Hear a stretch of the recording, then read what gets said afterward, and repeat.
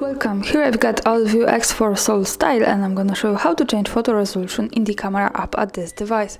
So at first you have to tap on the camera button here to open this app, and as you can see we are in the standard photo mode, so let's go to more advanced settings. We can do it by tapping on this button here in the right corner, and it gives us access to a lot of advanced settings. One of this is the picture size here, so when we tap on this we get access to it, and this size is connected with the ratio and the quality, so we can pick from 4:3 ratio with 13 megapixels, which is the best possible quality of this camera.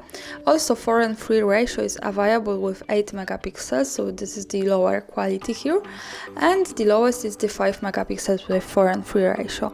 Also we have here access to the other ratios with 10 megapixels. One of this is 16:9, so this is how it looks like in the background. This is the full screen ratio here. And 1:1, so this is the square, so this is the smaller one, also with 10 megapixels. So this is how it works here. Thanks for watching, subscribe our channel and leave the thumbs up.